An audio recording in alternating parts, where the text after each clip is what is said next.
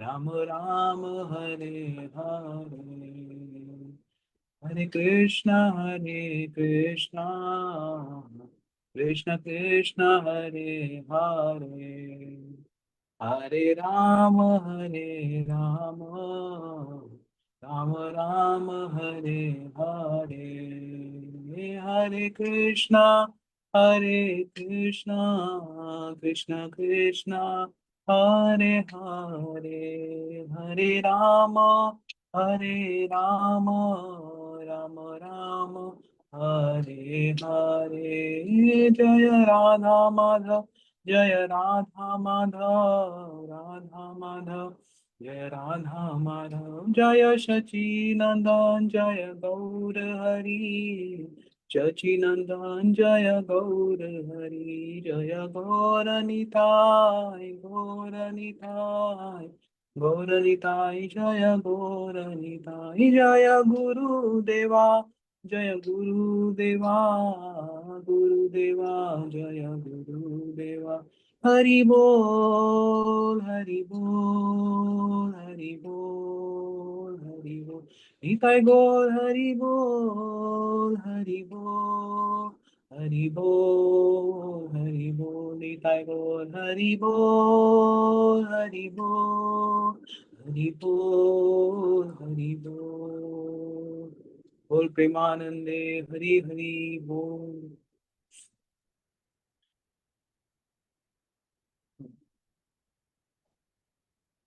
अभी कुछ आप बोलेंगे पहले, कैसे मैं थोड़ा बोलूं। शुरू करो।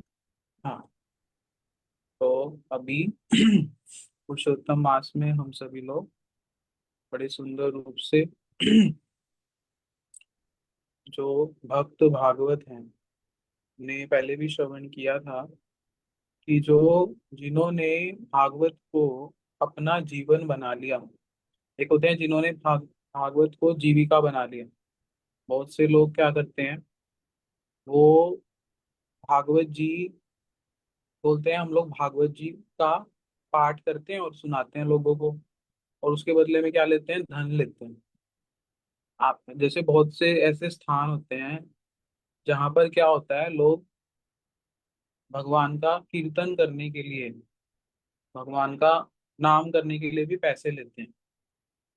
और जैसे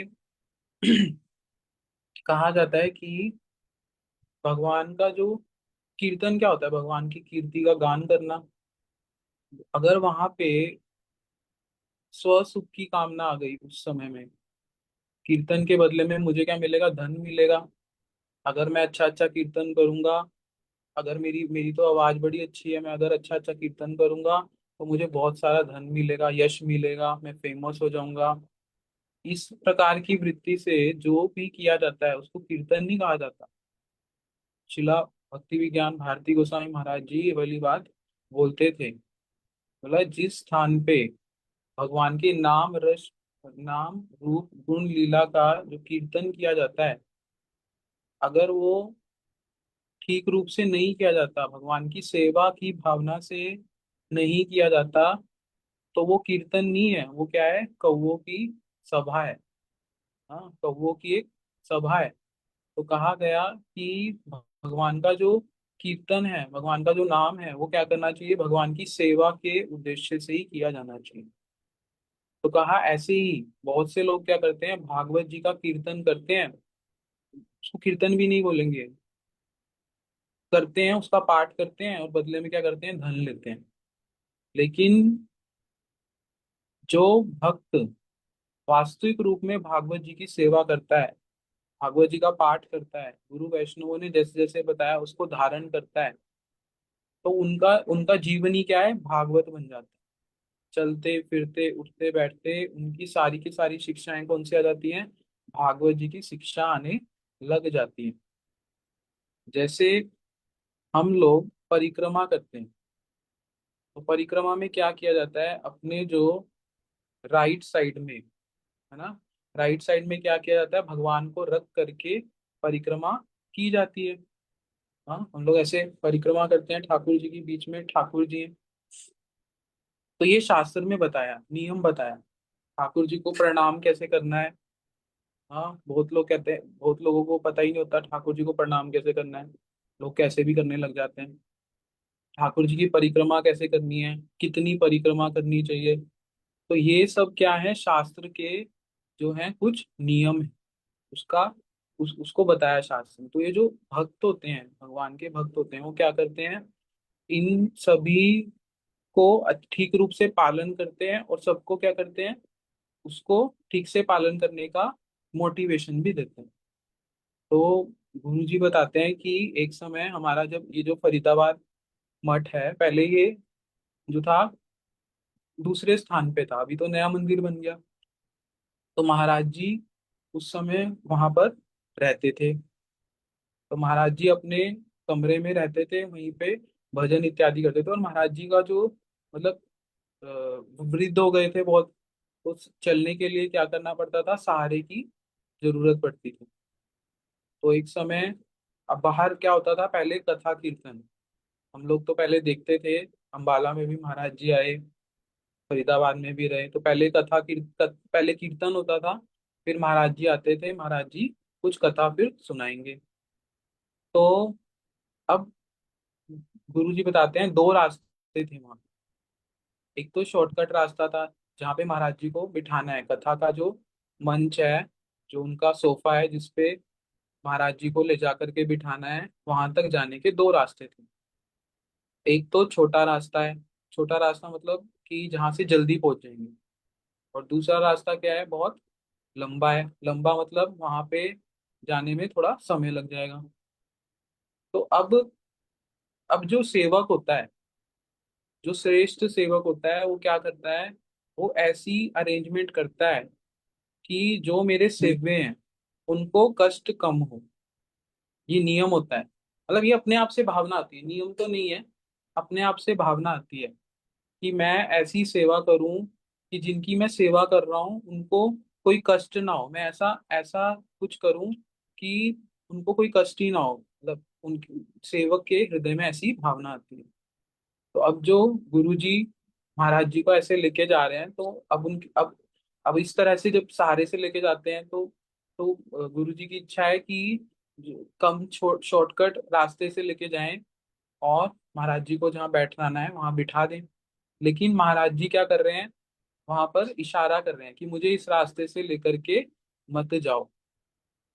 तो वहां पे गुरु जी पूछते हैं क्यों। तो बोलते हैं वहां पर कौन है, बीच में तुलसी जी हैं। हाँ, रास्ते के बीच में कौन है, तुलसी जी हैं। तो मैं, जो लंबा वाला रास्ता था, वहां पे तुलसी जी को वो क्या करना चाह रहे थे, अपने राइट में रख के तुलसी जी को जो है मतलब उस, जैसे तुलसी जी है उसको क्रॉस कर रहे हैं, तो अगर वो छोटे वाले रास्ते से जाते हैं तो तुलसी जी कहाँ जाती है, उनके लेफ्ट में। तो इसीलिए महाराज जी ने बोला कि मुझे इस रास्ते से लेके जाओ, क्योंकि जो श्रेष्ठ वस्तु है, भगवान और भगवान की तदीय वस्तु, भगवान और भगवान की तदीय वस्तु मतलब जो उनकी बिल्कुल नजदीक है, उनका क्या करना चाहिए, वैष्णवों को सदैव सम्मान करना चाहिए। तो इसलिए, और श्रेष्ठ वस्तु को कहाँ रखा जाता है, अपने राइट में। तो बोला कि मुझे इस रास्ते से लेके जाओ, क्योंकि यहाँ पर तुलसी जी का मैं सम्मान करना चाहता हूँ। तो देखो, यहाँ पे ये शिक्षा दी जाती है कि जो वैष्णव लोग हैं, वो कितने ज्यादा शास्त्रों लेके सीरियस हैं। हम लोग, मेरे जैसा व्यक्ति क्या करता है, जहाँ पे, जब तक मुझे अच्छा लग रहा है तब तक तो मैं सारी चीजों का पालन करूंगा। लेकिन जहाँ पे मुझे लग रहा है अच्छा यहाँ पे तो प्रॉब्लम हो सकती है मुझे, या मुझे लगता है कि मेरे लिए थोड़ा मुश्किल है ये वाला करना, तो मैं क्या करूंगा, चलो इस, अभी तो मैं गृहस्थी हूँ, अभी तो मैं ऐसा हूँ, अभी तो मैं कौन सा मठ में रहता हूँ, है, क्या हो गया, अगर कर लिया तो क्या, इसमें क्या गलत हो गया, कौन देखता है।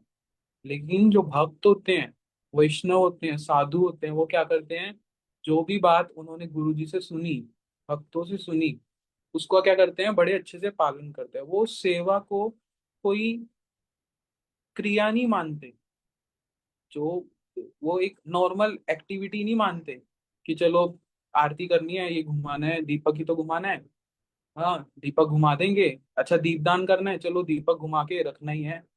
ऐसा नहीं है, उनकी उसमें भावना होती है।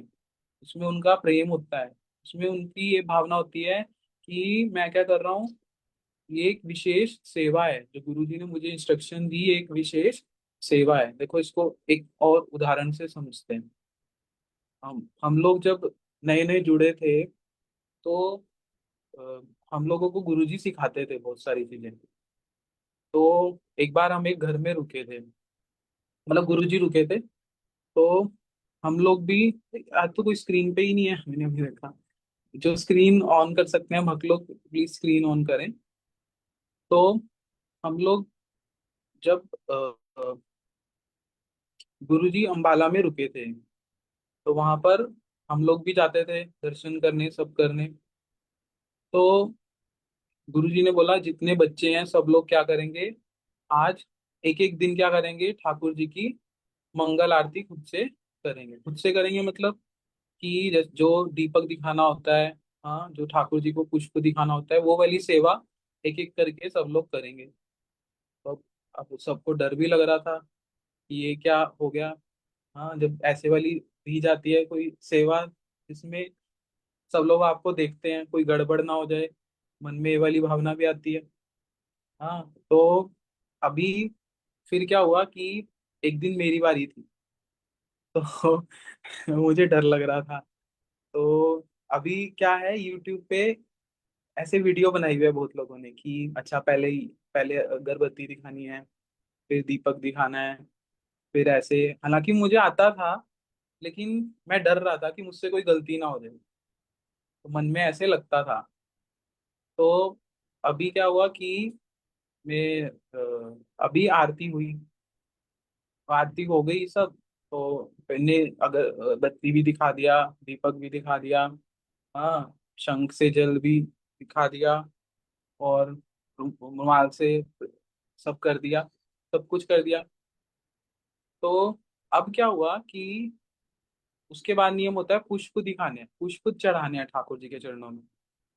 तो अब क्या हुआ कि मैंने क्या किया, वहां पे पुष्प लिए और दिखाए पहले ठाकुर जी को, उसको घुमाए ठाकुर जी के चरणों में सब अच्छे से, थोड़े से पुष्प चढ़ाए, और थोड़े से रख दिए। मतलब कहने का मतलब है, जैसे मान लो उसमें 8 या 9 पुष्प थे, या 10 पुष्प फूल थे, तो उसमें से 4 5 मैंने चढ़ा दिए, और 3 4 वो ऐसे ही उसको रख दिया साइड में। तो उसी समय गुरु जी ने टोक दिया। गुरु जी ने कहा ठाकुर जी की सेवा में अच्छे से करनी चाहिए, इन इन इन पुष्पों को, इन फूलों को ठाकुर जी की सेवा से वंचित कर दोगे। मतलब कहने का मतलब इतना डिटेल में तो नहीं बोला, लेकिन वहां पे बोला कि इनको भी सेवा में लगाओ। हाँ, तो तब मेरे को समझ आया था कि मतलब मन में फिर बात आई, ये जो चीजें हैं, ये बहुत इनके पीछे अर्थ होता है, ऐसे ही नहीं होता कि, मतलब कहने का मतलब है ये जो सेवाएं होती हैं, जो गुरु वैष्णव करते हैं, हमें सिखाते हैं, उनके पीछे बहुत बड़ा उद्देश्य होता है।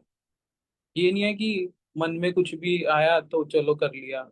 जैसे अभी गुरुजी विदेश में अ, कहीं पे कथा कर रहे थे, तो फेसबुक पे, तो उन्होंने बोला, कोई माता जी थी वो कीर्तन कर रही थी। तो अब गुरुजी ने बोला अच्छा एक और कीर्तन करो। तो वो क्या कहने लगी, मैं वो वाला कीर्तन करूंगी जिसमें राधा रानी को विरह हो रहा है कृष्ण से। तो गुरुजी ने उसी समय टोक दिया, बोला तुम राधा रानी को विरह में देखना चाहते हो। मतलब गुरुजी ने ऐसे बोला कि अभी तो इतना अच्छा अच्छा वाला कीर्तन हो रहा था, अब तुम राधा जी को विरह में देखना चाहते हो। तो गुरुजी ने बोला नहीं, ये कीर्तन नहीं करना, अब तुम ये वाला कीर्तन करो।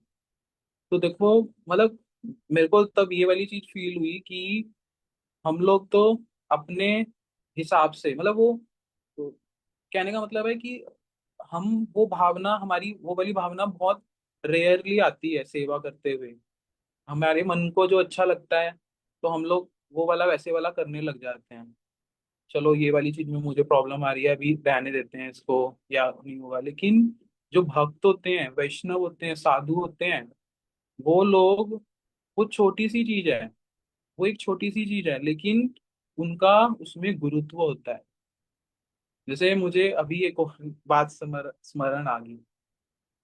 हम लोग जब अंबाला में महाराज जी आते थे, तो हम तो बच्चे थे तब, हमें तो पता नहीं होता था। शिला भक्ति विज्ञान भारती गोसाई महाराज जी अंबाला में आए थे, पहली बार आए थे। तो हमें तो इतना नहीं पता होता था, मतलब कहने का मतलब है हाँ कोई भक्त आए हैं बड़े, इतना पता होता था। तो ये ना उस समय था कि महाराज जी के कमरे में कोई भी दर्शन करने जाएगा तो महाराज जी क्या देंगे, कुछ मिठाई या फल कुछ देंगे। तो हम लोग जहाँ पे महाराज जी रुके थे, कोई स्थान था, तो वहां पे जब भी महाराज जी का रूम खुलता था तो सब लोग ऐसे जाते थे, महाराज जी कुछ प्रसाद देते थे, मतलब याद आ रहा है वो सारा। तो हम लोग, मैं तो बड़ा खुश हो जाता था, अच्छा चलो आज ये प्रसाद मिला, आज ये मिला। तो उन दिनों मैं कॉलेज भी जाता था। तो अभी क्या हुआ कि उस दिन मैं सुबह जा नहीं पाया किसी कारण से, जब महाराज जी प्रसाद देते थे मैं दोपहर को गया। तो अब क्या हुआ कि अ, मेरे मन में इच्छा थी कि वो प्रसाद आज तो मिला नहीं, तो मैं ना वहीं घूम रहा था ऐसे। अभी इसमें एक शिक्षा है। तो तो फिर वहां पे कोई सेवक थे महाराज जी के, तो वो समझ गए कि ये रोज सुबह आते थे। बोले आप आज सुबह नहीं आए? मैंने बोला हाँ वो ऐसे कुछ काम था इसलिए नहीं गया। तो अब क्या हुआ कि वहां पर उन्होंने महाराज जी को बोला कि कोई बाहर है, वो तो उनको प्रसाद अगर आप दे देंगे तो ऐसे। तो महाराज जी क्योंकि अस्वस्थ रहते थे उस समय, तो मैंने ये देखा, उन्होंने कहा आप 2 मिनट बाद आ जाना अंदर। तो मैंने देखा कि जैसे हमारे जो सन्यासी लोग हैं वो लोग क्या करते हैं, ऊपर ऐसे वो वस्त्र पहनते हैं ना, ऊपरी या ऊपर से, मुझे उसका नाम नहीं पता, ऊपर ऐसे वस्त्र पहनते हैं। तो केवल महाराज जी ने मुझे वो प्रसाद देने के लिए क्या किया, इशारे से कहा और वो वस्त्र ऊपर ऐसे पहन लिया, और फिर मुझे वो ऐसे वहां पे प्रसाद दिया। तो मेरे, पहले मैं क्या करता था, अगर कभी भी गया साधुओं के साथ पास, वैष्णवों के पास, मठ में, तो जब मन होता था तो धोती में चला गया, जब मन होता था पैंट में चला गया, जब मन होता था जींस में चला गया। लेकिन जब मैंने ये चीज देखी, मेरे को इतना इतना मन में हृदय में आया कि वो इतने वृद्ध हैं, हाँ उठ भी नहीं पा रहे बिना सहारे के उस प्रकार से, और वो क्या कर रहे हैं, उस वैष्णव वेश को धारण कर रहे हैं प्रचार के लिए, शिक्षा के लिए। तो उस दिन से मेरे मन में इच्छा हुई कि मैं जितना हो सकेगा क्या करूंगा, मतलब उसको पालन करूंगा कि मैं वैष्णव वेश में ही जाऊं, साधु वैष्णवों के पास, साधु के पास। तो ये होते हैं भक्त भागवत।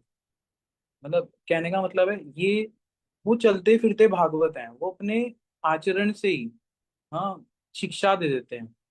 ऐसे नहीं है कि वो, हम सुनते हैं भागवत वो है, लेकिन जब साधु के पास रहते हैं, भक्तों के पास रहते हैं, वो छोटी छोटी चीजों से हमें बता देते हैं कि, और फिर वो हृदय में ऐसे उतर जाता है, वो बात हृदय में ऐसी उतर जाती है कि जब भी मन होगा तो क्या होगा कि मन में इच्छा आएगी, नहीं ये गलती नहीं करनी। ऐसे हृदय में इच्छा आती है। हाँ एक एक और अब ऐसे याद आ रहा है, तो प्रभु जी बस 2 मिनट और लूंगा। हाँ फिर आप बोलना।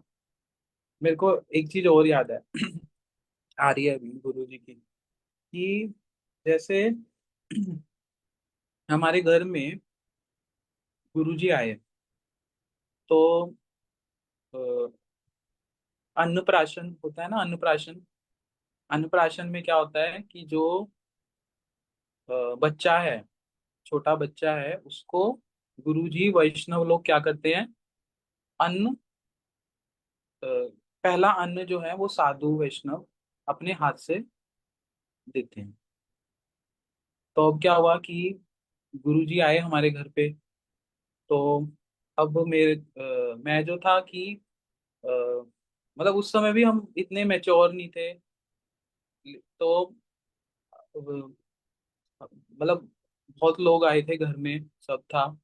तो गुरुजी ने मुझे बोला था कि तुम जो है वो खीर बना के लेके आना, और फिर क्या करना उसको, जब प्रोग्राम खत्म होने वाला होगा उस समय फिर हम बच्चे को वो खिलाएंगे।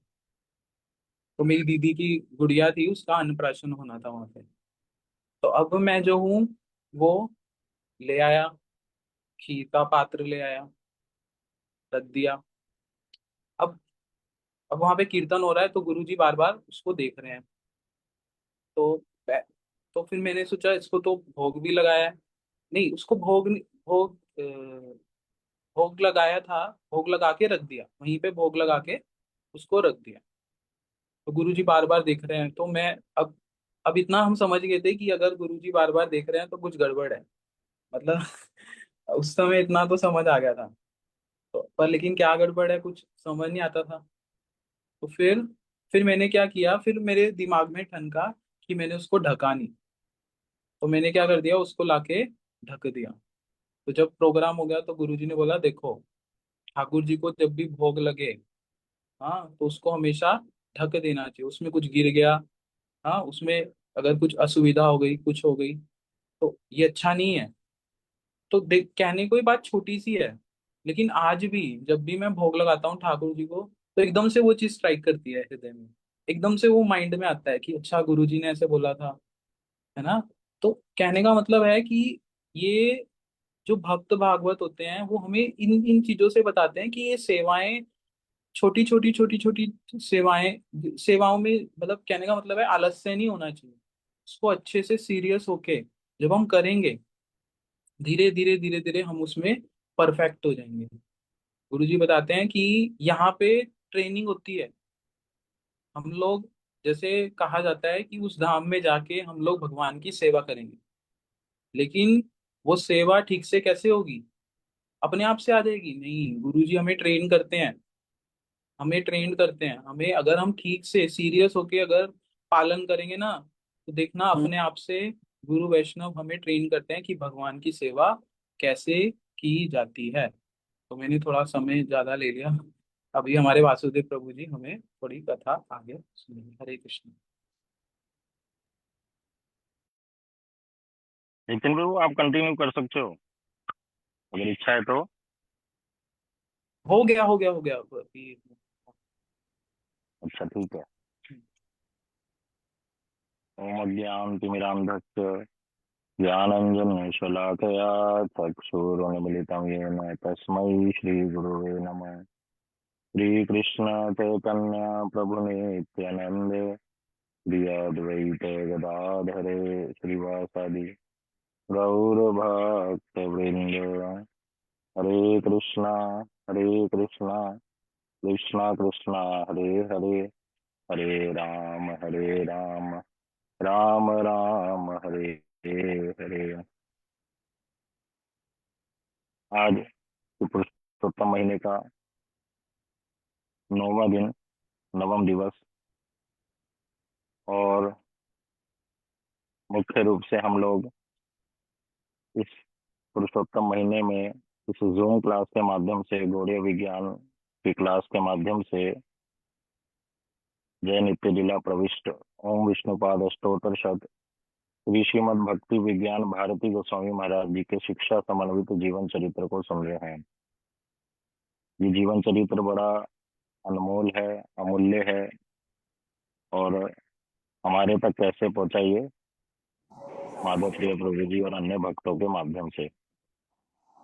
तो हम लोग उसको प्राय सुन रहे हैं। जो भक्त लोग वीडियो ऑन कर सकते हैं तो कृपा करके कर लीजिए। तो अभी नितिन प्रभु ने महाराज श्री की जीवन चरित्र से कुछ शिक्षाएं दी थी, कैसे प्रैक्टिकली जो श्रेष्ठ वैष्णव होते हैं, अर्थात जिनको महाभागवत कहते हैं, अर्थात भक्त भागवत, जो ग्रंथ भागवत की सारी शिक्षाओं को अपने जीवन में पालन करते हैं, तो उस ग्रंथ जिसको पढ़ने का समय ही नहीं है हमारे पास, और अगर पढ़ते भी हैं तो ठीक से उसकी भावना नहीं पकड़ पाते, अगर कोई उसमें वैष्णवों की टीका ना हो, वैष्णवों के विचार ना दिए गए हों कि भगवान किस भावना से उस बात को बोल रहे हैं, क्या कहना चाह रहे हैं। तो भक्त भागवत अपने जीवन में उन भावनाओं को, उन प्रैक्टिकल चीजों को, उन चीजों को प्रैक्टिकली अप्लाई करके दिखलाते हैं। जैसे महाराज जी का भी सुना कि तुलसी जी भगवान की बड़ी प्रिय हैं। जो भी भगवान और भगवान से संबंधित वस्तु है उनको सीधे हाथ पर रखकर ही परिक्रमा करनी चाहिए, उल्टे हाथ पे नहीं रखना चाहिए। उल्टे हाथ पे रखना मतलब मेरे से छोटा व्यक्ति या उसको कि ये बाह्य वस्तु है, बाहर की वस्तु है, इसको मैंने त्याग दिया है, ऐसी भावना रहती है। तो मठ छोटा सा ही था उस समय, फरीदाबाद में सेक्टर 14, 14 सेक्टर की बात है ये। तो वहां पर ये बात घटना हुई थी कि कैसे महाराज श्री जो वृद्ध आयु में हैं, गुरुजी उनका हाथ पकड़कर कथा में बिठाने के लिए लेके जा रहे थे। भगवान का दर्शन पहले करेंगे राधा माधव जी का, महाराज जी। तो दो रास्ते थे, रास्ते क्या, मठ मठ था, एक घर था छोटा सा। रास्ता मतलब एक कमरे से दूसरे कमरे में जाना है। तो दो तरीके थे। एक था छोटा सा कि शॉर्टकट, जिसमें तुलसी जी उल्टे हाथ पर पड़ जाएंगी, लेकिन महाराज जी ने उस रास्ते को न लेकर थोड़ा लंबा लिया। गुरु जी के हृदय में तो भावना ये है कि महाराज जी ज्यादा नहीं चल पाएंगे, इसलिए उस रास्ते से लेके जा रहे थे। लेकिन श्रेष्ठ वैष्णव उनके जीवन में हर समय वे इस बात का ध्यान रखते हैं कि मेरी कोई भी क्रिया ऐसी ना हो जिसको देखकर हम जैसे बदजीव, मेरे जैसा बदजीव उसको अपने जीवन में अप्लाई कर ले। हम लोगों की आदत रहती है कि कहीं ना कोई कोई लूप होल मिल जाए और मैं उस चीज को बड़े इजीली या छोड़ दूं पालन करने के लिए, ऐसी भावना हृदय में रहती है। क्योंकि अभी भक्ति में मन उस प्रकार से लगता नहीं है, कड़वा लगता है भगवान का नाम। ये सारी चीजें जहर की समान लगती हैं, जबरदस्ती करते हैं। लेकिन महाराज जी जैसे भक्त लोग अपने जीवन में आचरण करके दिखलाते हैं, वृद्ध आयु में भी, कि कैसे तुलसी जी की इतनी श्रेष्ठता है और कैसे उनको दाएं अंग में रखकर ही मैं जाऊंगा, चाहे वो लंबा हो छोटा हो, वो मुख्य बात नहीं है रास्ते की। चाहे मेरे को सांस चढ़ जाए कोई बात नहीं, लेकिन मैं अपमान नहीं कर सकता तुलसी जी का। दूसरा कि कैसे महाराज श्री जब किसी को प्रसाद दे रहे हैं वृद्ध आयु में, नितिन प्रभु को या अन्य भक्तों को, तो महाराज श्री, अब जैसे हमने उत्तरीय वस्त्र डाल रखा है, हर समय तो नहीं डाल के रखते हम सभी लोग या महाराज जी भक्त लोग, लेकिन गुरु जी बतलाते हैं कि ये उत्तरीय वस्त्र जो धारण नहीं करता तो उसको नग्न अवस्था में माना जाता है। भगवान के निकट कभी भी इसके बिना नहीं जाया जाता, श्रेष्ठ वैष्णवों के निकट बिना इस वस्त्र के नहीं जाना चाहिए। इसका ये इसके बिना, ये बलराम सूचक हैं, ये बलराम जी हैं। तो उसी भावना को रखकर महाराज श्री उस वस्त्र को धारण किए कि जिस वस्त्र को गुरु जी ने प्रसाद रूप में मुझे दिया है, और मैं ऐसे किसी वैष्णव के सामने नग्न अवस्था में, अर्थात बिना उतरिया के, कैसे प्रसाद सेवा की, वितरण की जो सेवा है, प्रसाद वितरण एक सेवा, महाराज जी की ये भावना रहती थी। महाराज जी वृद्ध आयु में कहते थे मैं और कोई सेवा तो नहीं कर सकता अब, तो मैं सभी भक्त जो भी कथा सुनने आए हैं उनको एक एक करके सबको अपने हाथों से प्रसाद दूंगा। ये कोई साधारण बात नहीं है। किसी और भक्त को भी बोल सकते थे कि आप वितरण कर दीजिए। महाराज जी कथा भी कह रहे हैं, कथा कहने में कितनी एनर्जी लगती है, और अभी वृद्ध आयु में है, ऐसी यंग आयु में नहीं है। लेकिन महाराज जी कहते हैं मैं और कोई और सेवा तो कर नहीं पाता भक्तों की, तो ये वाली सेवा मैं जरूर करूंगा, अपने हाथों से भगवान का प्रसाद सभी भक्तों में वितरण करूंगा। तो प्राय जब हम लोग मिले थे महाराज जी से, तो ये हम देखते थे महाराज जी कैसे कोई भी उनसे मिलने आता, दर्शन के लिए आता, कोई प्रश्न लेकर आता, महाराज जी किसी को भी खाली हाथ नहीं भेजते थे। तब तो नितिन बाबू बता रहे ना, हम लोगों को तो लोभ होता था कि महाराज जी के पास जाएंगे तो कुछ ना कुछ मिलेगा, आज गुजिया मिलेगी, आज लड्डू मिल गया, आज संतरे मिल गए, ऐसे अलग अलग वस्तुएं मिल जाती थी। तो महाराज जी की भावना क्या है, वो बड़ी श्रेष्ठ है। सेवा की भावना है हर समय, क्योंकि भगवान का राज्य का मतलब ही है, भक्ति का मतलब ही है सेवा का राज्य। जो भक्त सेवा नहीं करता वो कभी भी भक्ति में आगे नहीं बढ़ सकता। सेवा करने से क्या होता है, हमारा पात्र बड़ा होता है। पात्र मतलब बर्तन, जिसमें भक्ति देवी आकर बैठती हैं। अभी हमारा पात्र छोटा है, इस पात्र को बड़ा करना है तो गुरु वैष्णव बतलाते हैं, प्रेम से गुरु वैष्णवों की सेवा करनी चाहिए। सेवा करने का मतलब क्या, जब वो आए हमारे घर में, उनको प्रसाद दे देना, जो उनके जो उनको अच्छा लगता हो, या थोड़ी सी प्रणामी दे देना, पैसे, माला पहना देना, ये भी सेवा है, लेकिन ये मुख्य सेवा नहीं है। केवल यहीं तक सीमित नहीं रहेंगे। मुख्य सेवा ये होती है कि जो गुरु जी ने विचार मेरे को बतलाए हैं, जो कथा वो हमें सुनाते हैं, जो शिक्षाएं हमें देते हैं, उसको मैं पालन करूंगा अपने जीवन में। अच्छे से पालन करने का प्रयास करूंगा, सिंसियर होकर। क्योंकि ये मजाक की बात नहीं है, ये बहुत उच्च कोटि की बात है, गुरु शिष्य का संबंध। ये सिंसियर संबंध है, ये गुड्डा गुड्डी का खेल नहीं है। तो गुरु जी ने जो विचार मेरे को दिए, जो शिक्षाएं वो देते हैं अपनी कथाओं के माध्यम से और अपने आचरण के माध्यम से, जैसे नितिन प्रभु बता रहे कि जब मंगल आरती वो कर रहे थे, पुष्प को ठाकुर जी को अर्पण कर रहे थे, तो कुछ पुष्पों को अर्पण नहीं करा। तो गुरु जी बोल रहे हैं इनको भी अर्पण करना चाहिए, इनको भी भगवान की सेवा में लगाओ, इनको वंचित नहीं करो।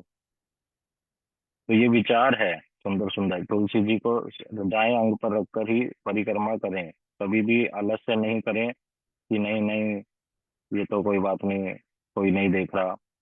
इससे क्या होता है फिर, भूल आदत, गंदी आदत बन जाती है, और ऐसे कर करके फिर जो गुरु जी की शिक्षाएं हैं उसमें हम कटौती करने लग जाते हैं। कटौती मतलब मेरे मन को जब अच्छा लगता है तब तो कर लेते हैं, जब मेरा मन नहीं कहता है कि आज छोड़ो, तो उसमें गंदी आदत बन जाती है। तो सेवा कैसे होगी गुरु वैष्णवों की, सेवा अर्थात उनकी प्रसन्नता। प्रसन्नता कैसे होगी, जो बातें वो बतला रहे हैं, जो जो वो मेरे से चाहते हैं, उसको करना वही सेवा है। तो ऐसे विचारों को शिला भक्ति विज्ञान भारती गोस्वामी महाराज जी अपने कथाओं से, अपने आचरण से दिखलाते थे। महाराज श्री जब वृद्ध अवस्था में है, एक वीडियो भी है उनकी, उस अवस्था में भी महाराज श्री क्या करते हैं, अपने शरीर पर 12 तिलक, 12 तिलक लगाते हैं नियम पूर्वक। ये वैष्णवों के लिए नियम बताया गया। और एक घटना, पहले तिलक की बात बतला देता हूँ। तो ये तिलक लगाना बहुत आवश्यक होता है।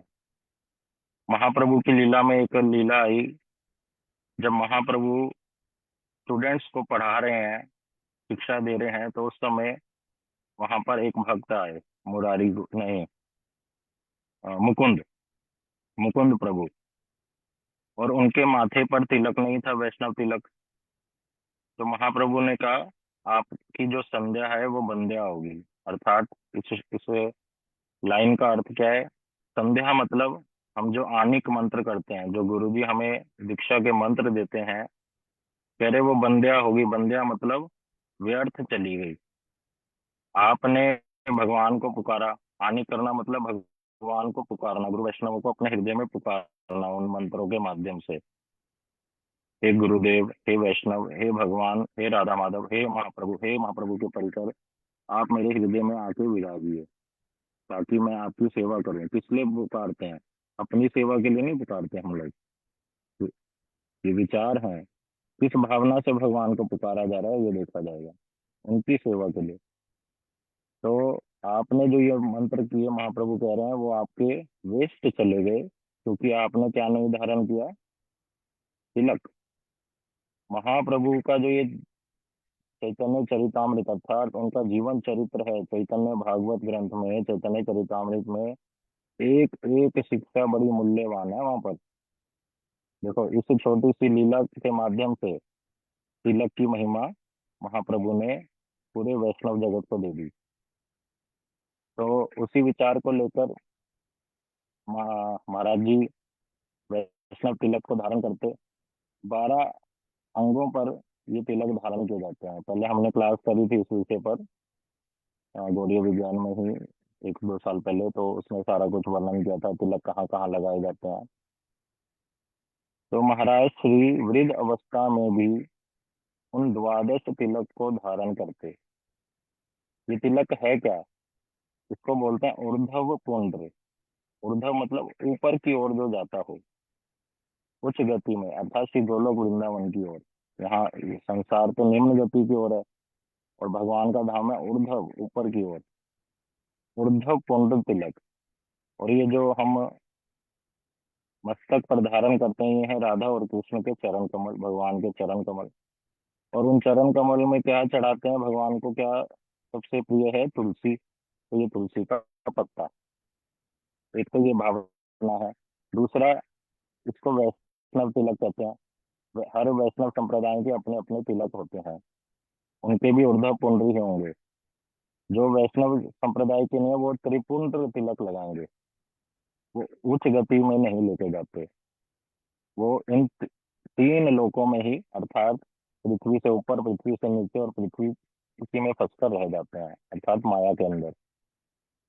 तो महाराज श्री ये जो तिलक बनाते हैं, तो महाराज जी बताते हैं तिलक क्या है। देखो, अब घटना बताता हूँ, याद आती है। अंबाला में एक भक्त के घर महाराज श्री रुके हुए थे, और महाराज जी से मिलने का समय होता था, भक्तों का दर्शन के लिए आएंगे, और महाराज जी क्या करेंगे, एक एक करके सबको प्रसाद देंगे। तो एक विदेशी माता, विदेशी शरीर वाली माता, वो महाराज जी के दर्शन के लिए आई। मैं वहीं पर उपस्थित था। उसने भी द्वादश तिलक लगा रखे थे। लेकिन तिलक जो लगा रखा था, जैसे कई भक्त लोग क्या करते हैं, जब ये तिलक लगा रहे हैं तो ये बीच में से हम साफ करते हैं ना इसको पूरा। कईयों का क्या होता है, पूरा साफ ही नहीं होता, ऐसे पूरा, मतलब बीच में भी लगा होगा पूरा सॉलिड पूरा। या हाथ वाला सबसे ज्यादा दिखता है, उसमें ऐसे ऐसे लगा देंगे, बस ऐसे ऐसे करके टीका लगा देता है। जैसे मंदिर में जब जाते हैं पंडित जी लगा नहीं देते थे ऐसे, तो उसने भी ऐसे लगा रखे थे, ऐसे ऐसे। तो महाराज जी ने उसको प्रसाद दिया ऐसे हाथ में, और एकदम जो वृद्ध आयु है, देखो नजर कैसे गई। महाराज जी ने कहा, तिलक तो ठीक से नहीं किया तुम, ये जो तुमने ऐसे बनाया, नीचे तुलसी भी लगाई उसने, ऊपर लेकिन उसको खाली नहीं करा थे, तो इसको करे, इसमें भगवान प्रवेश कैसे करेगा? महाराज जी बोले, इसमें भगवान का प्रवेश कैसे होगा? जो ये तिलक है, इनके मंत्र है ना, हर तिलक में भगवान का प्रवेश होता है। इसको जो यहाँ लगाते हैं मस्तक पर, बोले तो उसका मंत्र क्या है? ओम केशवाय नमः। केशव भगवान, आप आकर विराजिए। तिलक क्या है? तिलक क्यों लगाते हैं? अपने शरीर को मंदिर बनाने के लिए। ये भगवान के रहने का स्थान है, ये मेरे भोग के लिए स्थान नहीं है। तो ये तिलक क्या है? मंदिर है ये, एक एक मंदिर है। और इसमें भगवान, मंदिर में कौन बैठते हैं? भगवान। ओम केशवाय नमः, ओम नारायण नमः, ओम माधवाय नमः, ओम गोविंदाय नमः, ओम विष्णुवे नमः, ओम मधुसूदनाय नमः, ओम त्रिविक्रमाय नमः, ओम वामनाय नमः, ओम श्रीधराय नमः, ओम ऋषिकेशाय नमः, ओम पद्मनाभाय नमः, ओम दामोदराय नमः, ओम वासुदेवाय नमः। तो इन मंत्रों के माध्यम से आवाहन करा जाता है हर तिलक के इष्ट देव को। तो महाराज जी उसके तिलक को देख के क्या बोले, भगवान प्रवेश कैसे करेगा, इसको साफ करो ठीक से। देखने में तो छोटी सी बात लग रही है, सुनने में भी छोटी सी बात है, लेकिन महाराज जी उस वैष्णव तिलक, अर्थात महाप्रभु की जो शिक्षा है, वैष्णव तिलक को लेकर कितना गुरुत्व दे रहे हैं कि यदि तुम तिलक लगा रहे हो तो कैसे उसको ठीक से लगाना चाहिए, उसमें भी आलस्य नहीं होना। और अपने जीवन में तो अंत तक दिखाया महाराज जी, द्वादश तिलक लगाते पूरा नियम पूर्वक। तो इस प्रकार महाराज जी कि जो ये जीवन चरित्र है शिक्षा समन्वित है, शिक्षा से भरपूर। कहीं भी कोई लूप होल नहीं है उनके जीवन में कि चलो यहाँ छूट दे देते हैं, अब मेरी वृद्ध आयु होगी है। चलो, शास्त्र में तो बताया 8 से लेके 80 वर्ष तक एकादशी का व्रत रखना चाहिए। अब मैं 81 ईयर्स का हो गया हूँ, एकादशी व्रत करने की क्या आवश्यकता है? नहीं। गुरुदेव के पास एक भक्त आए, उनकी 80 से ऊपर आयु होगी। तिलक गुरुदेव को बोले, परम गुरु जी अर्थात श्रीमद भक्ति नारायण गोस्वामी महाराज जी को, कि शास्त्र में तो 8 से 80 के लिए लिखा है, अब मैं एकादशी का व्रत छोड़ दूं? गुरुदेव क्या बोले? करे इतने साल एकादशी का व्रत किया, उससे कभी प्रेम नहीं हुआ जो ये बात कहते हो? क्या कभी उस एकादशी व्रत से प्रेम नहीं हुआ, एकादशी देवी से प्रेम नहीं हुआ इतने वर्षों? इसका मतलब तुमने ऐसे ही उसको भारी दिल से ही रखा? ये बात पूछते हुए भी शर्म आनी चाहिए। तो महाराज श्री के जो ये जीवन है, ये केवल कथा नहीं है केवल, इनसे हम लोग, हमें शक्ति मिले, हम लोग उनकी शिक्षाओं को जीवन में पालन कर सकें, यही उद्देश्य है। ये जो हम कथाएं सुन रहे हैं, क्यों सुन रहे हैं? अभी देखना थोड़े समय में ही और काफी जगह, हर जगह महाराज जी की कथा चलेगी। क्यों? क्योंकि ये वाला वर्ष क्या है, ये महाराज जी का सेंटेनियल ईयर है। महाराज जी का 100वां वर्ष है ये। 100 वर्ष के महाराज जी हो जाएंगे। कब? जुलाई के महीने में महाराज जी की तिथि आएगी शयन एकादशी पर, जहाँ फरीदाबाद में धूमधाम से मनाया जाएगा। इसी उद्देश्य से हम लोग इस पुरुषोत्तम मास का लाभ उठा रहे का प्रयास कर रहे हैं, महाराज जी की कथाओं को सुनकर, शिला महाराज जी के विषय में सुनकर। तो समय हो चला है। मैंने टॉपिक नहीं छेड़ा दूसरा, जो हमने पिछली बार आरंभ किया था हमने, कि महाराज जी कैसे कलकत्ता से मेदिनीपुर मठ जाते हैं, फिर वहां से वापस आते हैं और फिर उनके पास पैसे नहीं आते। वो वाली कथा हमने शुरू नहीं करी है। कल हम उसको आगे श्रवण करने का देखेंगे, प्रयास करेंगे। तो आज हम कथा को यहीं रखते हैं। कोई भक्त कुछ पूछना चाहते हो, कुछ कहना चाहते हो? नितिन प्रभु। हरे कृष्णा। तो बड़े सुंदर रूप से ये छोटी छोटी बात है, लेकिन अगर हम इसको सीरियसली लेंगे तो जब हम वो मतलब मन में आती हैं ये चीजें, अगर आलस्य आता है ना कहीं कि चलो आज तिलक नहीं किया तो क्या हो जाएगा, आज ऐसे ही खा लिया बिना भोग लगाए तो क्या हो जाएगा। लेकिन जब हम साधु वैष्णव गुरु वैष्णवों के अनुगत्य में रहते हैं, देखते हैं ऐसे ऐसे चरित्र। देखो, भक्ति विनोद ठाकुर एक बात बोलते हैं, बोलते हैं, जब तक हम श्रेष्ठ आदर्श को देख नहीं लेंगे ना, तब तक हम पालन नहीं कर पाएंगे। प्रैक्टिकली जब तक हम देख नहीं लेंगे कि भक्ति का पालन कैसे करना है, भक्ति संबंधी नियमों का पालन किया कैसे जाता है, तब तक हम उसको पालन नहीं कर पाएंगे। अगर हम भक्तों का संग करते हैं, देखते हैं, देखते देखते कितनी चीजें सीख जाते हैं, है ना। बोलने की जरूरत भी नहीं पड़ती, है ना। क्यों? क्योंकि वो श्रेष्ठ आदर्श दिख रहा है, वो प्रैक्टिकली दिख रहा है। तो इसीलिए कहा जाता है साधु संग करने से वैष्णव और ऐसे जो जिनको कहा गया महाभागवत, ऐसे नहीं कि कोई नॉर्मल है, जो जिनको सब लोग जिनके सामने सम्मान करते हैं, सारा वैष्णव समाज जिनका सम्मान करता है, ऐसे महाभागवत, जब उनके चरित्र को हम सुनेंगे तो अपने आप से धीरे धीरे धीरे धीरे क्या होगा, हमें भी ऐसी इच्छा होगी कि हम अच्छे से पालन करें। तो आज समय हो गया है, तो कल हम फिर से और सुंदर रूप से, अभी मुझे दो तीन और याद आ गई लीला, वो हम कल सुनेंगे महाराज जी के विषय में। ठीक है, तो अभी हरे रखते हैं कृष्णा इसको। प्रभु जी, हरे एक कृष्ण। छोटा सा प्रश्न है, ले सकते हैं अभी? हाँ जी, बोलिए। बोलो बोलो। प्रभु जी, ये पूछना था कि दिन में कितनी बार तिलक मतलब जैसे स्नान करो उसके बाद लगा दो, क्योंकि अब गर्मी है, बार बार आप फेस वॉश भी करते हैं, तो कितनी बार लगा सकते हैं? क्या इसकी कोई लिमिट है, नहीं, तिलक या तो व्हाट हर इज समय मोर हमारे मस्तक अप्रोप्रिएट? पर रहना चाहिए। तिलक तो हर समय हमारे मस्तक पर होना ही चाहिए। द्वादश नहीं भी लगा सकते हो तो ये तो मुख से बताया गया है, ये वाला तिलक तो लगाना ही लगाना है वैष्णव को। इसको इससे इसको इसको भी नहीं लगाते तो अच्छी बात नहीं है। इसको लगाना ही चाहिए। द्वादश लगा सकते हैं, बहुत अच्छी बात है। सुबह एक बारी मंत्र करने से पहले, बार बार पूरे दिन में नहीं भी लगा सकते तो एक बारी लगाने का प्रयास कीजिए। और इसकी कोई लिमिट नहीं है, जितनी बार स्नान करें उसके बाद अगर आपकी क्षमता है, बिल्कुल श्रद्धा है तो कर सकते हैं, उसमें कोई नियम नहीं है उसका अलग से। ठीक है। हरे कृष्ण, धन्यवाद। ठीक है।